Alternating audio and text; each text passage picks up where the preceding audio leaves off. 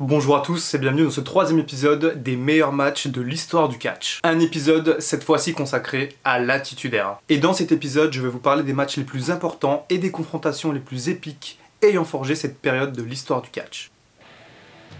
Bienvenue à la toute fin des années 90. Bienvenue dans une époque où Bill Clinton était dans la tourmente et où on pouvait entendre les Spice Girls absolument partout. Et enfin, bienvenue dans une période remplie d'attitude qui allait changer l'histoire du catch à jamais. L'Attitude Era. Et le premier constat que l'on peut faire, c'est qu'il est vraiment difficile d'estimer à quel moment cette période commence dans l'histoire du catch. La date officielle de démarrage de cette ère, donnée par la WWE, est le 15 décembre 1997, avec la promo Nuance de gris de Vince McMahon à Raw. Pourtant, pour beaucoup de spécialistes, l'Attitude Era démarre quelques mois plus tôt, dès WrestleMania 13, avec une modification importante des comportements de catcheurs sur le ring et lors des promos. Et même déjà à la fin de l'année 96, des catcheurs avec des gimmicks un peu plus sombres commencent à apparaître. L'arrivée de personnages comme Goldust et Brian Pillman en est un parfait exemple. Et puis, la WWF va à l'époque capitaliser sur la montée en puissance d'un personnage nommé Stone Cold Steve Austin, qui lors du King of the Ring 1996 va commencer à écrire sa propre légende avec sa fameuse promo Austin 316. Cet instant précis marque les prémices de l'Attitude Era et le début de la montée en puissance de Stone Cold Steve Austin. Et pour le premier match de cette liste, on retrouve Stone Cold en avril 1997, quelques mois après cette fameuse promo. Stone Cold Steve Austin est alors un heel farouche et badass et est en pleine rivalité avec le favori de la foule, le Hitman Bret Hart. Les deux catcheurs s'affrontent dans un match de soumission à WrestleMania 13. Et pour gagner, le principe est assez simple, il suffit de faire abandonner son adversaire. A l'époque, Bret Hart était d'ailleurs un spécialiste des prises de soumission, alors que Austin était plutôt un gros bagarreur. Le match est excellent, une bagarre très rude comme on aime en voir, avec Ken Shamrock, le champion de l'UFC, en guise d'arbitre spécial. Austin démarre en trombe, mais Bret Hart revient dans le match grâce à sa technique et à son expérience. Stone Cold donne tout, mais cela ne semble pas suffire, et il est en sang durant le match. Et Bret Hart, quant à lui, commence à s'agacer de ne pas parvenir à vaincre Stone Cold. Et puis, cet instant, celui qui est resté gravé dans la mémoire de tous les fans de catch. Bret Hart tient Austin dans sa fameuse prise de soumission, le sharpshooter. Stone Cold souffre le martyre, il hurle, le sang coule sur son visage, mais il tient bon et n'abandonne pas. Il finit par s'évanouir, et Ken Shamrock, l'arbitre principal, déclare Bret vainqueur par KO. Et ce qui est criant dans ce match, c'est que l'on assiste à un double turn parfait. Bret Hart s'agace et devient extrêmement violent, pendant qu'Austin lui gagne les faveurs de la foule grâce à sa ténacité et à sa volonté de ne pas abandonner. C'est sans aucun doute l'un des matchs les plus importants de l'histoire de la WWE, puisque ce soir-là, la dynamique autour de Stone Cold est vraiment lancée, tout autant que l'Attitude Era. Un an après ce match épique, Stone Cold Steve Austin poursuit sa montée en puissance en devenant le face le plus adoré de la compagnie. Et après avoir remporté le Royal Rumble 1998, il allait croiser la route du champion, son compatriote texan, le Heartbreak Kid Shawn Michaels. L'année 98 est assez compliquée pour le membre de DX, puisqu'il se blesse assez gravement au dos dans un match contre l'Undertaker au mois de janvier. Et à WrestleMania 14, celui que l'on peut considérer comme le parrain de l'Attitude Era s'apprête à passer le flambeau au nouveau visage de la WWE. Et pour marquer le coup de ce main event captivant, la WWE fait appel au bad guy Mike Tyson pour être l'arbitre spécial de ce match. D'ailleurs, la présence de Mike Tyson a permis à la WWE d'être mise en lumière aux yeux des fans de sport du monde entier. En effet, à l'époque, Vince McMahon ne lésinait pas sur les moyens pour rivaliser et tenter de battre la WCW en termes de popularité. Sur le ring, malheureusement, la blessure du Heartbreak Kid se fait ressentir. Mais bien que très diminué physiquement, Shawn Michaels dépasse les limites de la souffrance afin de mettre en valeur Stone Cold Steve Austin, celui qui deviendrait après ce match le prochain champion et la nouvelle star de la promotion. Ce match représente d'ailleurs le dernier de Shawn Michaels, qui avait vraiment besoin de faire une pause à ce moment-là, avant un retour triomphal sur les rings 4 ans plus tard lors de SummerSlam 2002.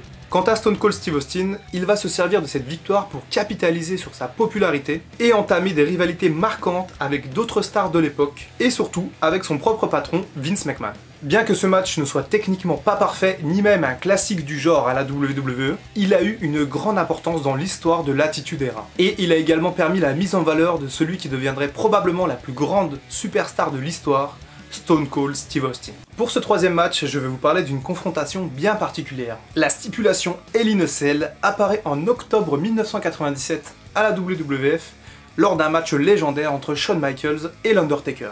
Mais pour ce troisième match de la liste, je vais vous parler de la deuxième édition du Hell in a Cell match entre Mankind et l'Undertaker au King of the Ring 1998. Et en ce 28 juin 1998, Mick Foley alias Mankind allait montrer au monde entier à quel point il pouvait prendre des risques pour divertir le public. D'abord, au lieu de commencer le match normalement sur le ring, les deux catcheurs escaladent la cage pour se battre au sommet, ce qui ne s'était jamais produit auparavant. Et après quelques échanges de coups au sommet de la cage, l'impensable se produit quand l'Undertaker jette Mick Foley du haut de la cage directement sur la table des commentateurs. L'image fait froid dans le dos. C'est la première fois que l'on assiste à une telle chute à la WWF. L'équipe médicale s'affaire autour de Mankind pour vérifier son état, mais cette intervention était prévue dans le scénario du match, mais la suite par contre, c'est une autre histoire. Mick Foley, légèrement blessé suite à cette chute, poursuit le match et remonte en haut de la cage, suivi de près par le Phenom. L'Undertaker porte un chokeslam à Mankind directement sur le haut de la cage,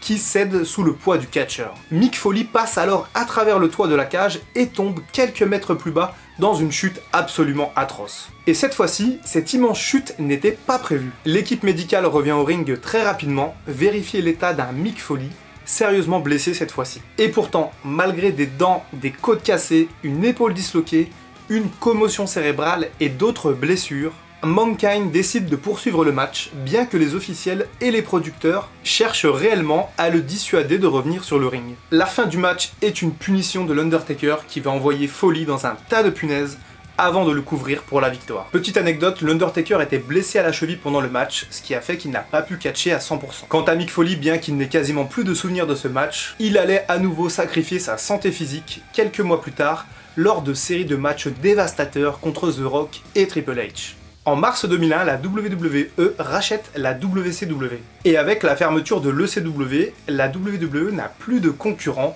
et va donc se servir de ça pour réaliser l'un des shows les plus historiques et les plus grandioses de l'histoire, WrestleMania 17. Et durant ce show, on assiste à l'un des matchs par équipe les plus impressionnants de l'histoire, le TLC numéro 2. Déjà l'année d'avant, lors de WrestleMania 2000, les bases avaient été posées avec le premier TLC match de l'histoire. Un concept de match innovant mêlant des tables, des chaises et des échelles. Un concept neuf et excitant qui faisait beaucoup parler de lui et qui plaisait aux fans. Et là où les superstars de l'époque occupaient le main event, une poignée d'équipes talentueuses allait révolutionner le genre. Et parmi ces équipes, les hilarants faux frères Edge & Christian, les Hardy Boys spécialistes de l'extrême et les frères Dudley, provenant directement de la ECW et prêts à détruire tout le monde sur le ring. Et sur le ring d'ailleurs, un véritable déluge de cascades et de prises de risques en tout genre.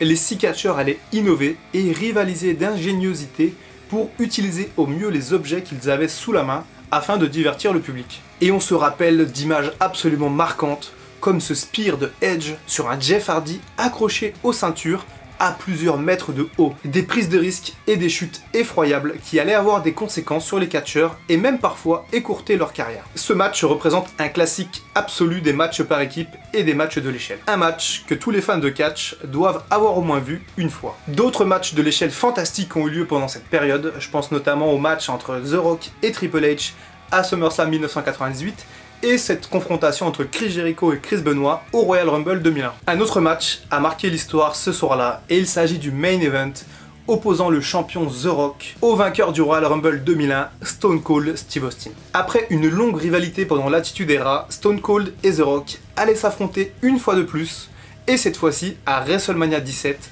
dans l'un des meilleurs shows de l'histoire. Ils s'étaient déjà affrontés 2 ans auparavant lors de WrestleMania 15, mais pour beaucoup, ce match n'avait pas été à la hauteur d'un tel événement. Cette fois-ci, les choses allaient être différentes, avec une construction de match quasi parfaite, et 2 talents au top de leur forme. Ce match représente l'apogée de l'Attitude Era et de ses 2 meilleurs talents. D'un côté, Steve Austin, la superstar adulée de tout un peuple, et de l'autre, The Rock, l'un des catcheurs les plus charismatiques de l'histoire. Et sur le ring, un match d'une intensité folle.